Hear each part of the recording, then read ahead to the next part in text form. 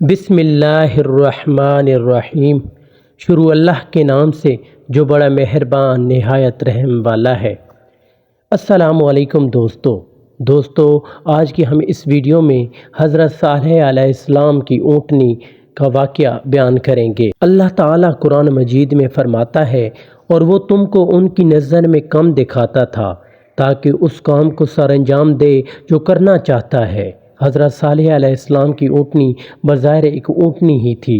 لوگ پانی کی وجہ سے اس کے دشمن ہو گئے، حالانکہ اس نے قدرت کا دیا ہوا پانی پیا۔ انہوں نے اللہ کا پانی اللہ سے روکا۔ اس اونٹنی کی مثال نیکوں کے جسم کی سی ہے جو بدبختوں کی ہلاکت کا باعث بنی۔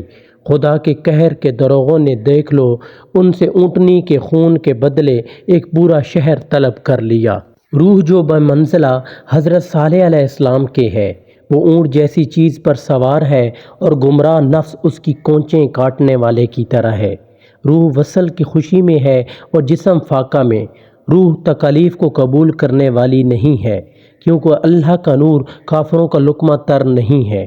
اللہ نے اس کو جسم سے پیوست کر دیا ہے تاکہ ظالم اس کو ستائیں اور مصیبت میں پھنسائیں۔ وہ اس بات سے بے خبر ہیں کہ روح کا ستانا اللہ کا ستانا ہے، کیونکہ مٹکے کا پانی نہر سے وابستہ ہے۔ ضرر سیب کو پہنچتا ہے، موتی کو نہیں۔ اس لیے ولی کے جسم کی اونٹنی کا غلام بن جاتا کہ روح صالح علیہ السلام کے ساتھ تیری دوستی ہو جائے۔ حضرت صالح علیہ السلام نے فرمایا، چونکہ تم نے حسد برتا، 3 دن کے بعد اللہ کا عذاب آئے گا۔ اگر بچنا چاہتے ہو تو وہ دیکھو، اونٹنی کا بچہ پہاڑ کی جانب بھاگا جا رہا ہے۔ اس کو پکڑ سکو تو یہ تدبیر ہے، ورنہ تم بچ نہ سکو گے۔ وہ بھاگے لیکن کوئی اس تک نہ پہنچ سکا۔ وہ چلا گیا اس پاک روح کی طرح جو کہ جسم کی نفرت سے خدا کی طرف بھاگتی ہے۔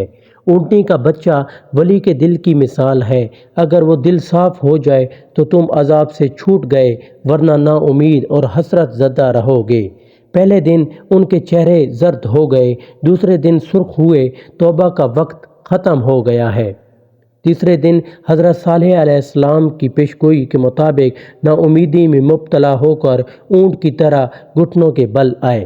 جب تو تعلیم حاصل کرنے کے لیے استاد یا اپنے پیر کے سامنے جائے تو 2 زانو ہو کر بیٹھ۔ قہر ٹوٹا اور شہر نیست و نابود ہو گیا۔ حضرت صالح علیہ السلام خلوت سے شہر کی جانب آئے۔ ان کے جسموں کے ٹکڑوں سے وہ رونا سنتے تھے، رونا اور ہائے ہائے۔ جب حد سے گزر گیا تو حضرت صالح علیہ السلام اس رونے پر رونے لگے اور بولے، اے قوم، میں تمہاری وجہ سے خدا کے سامنے نالاں رہا ہوں۔ میں نے تمہیں اللہ کے حکم کے مطابق نصیحت کی۔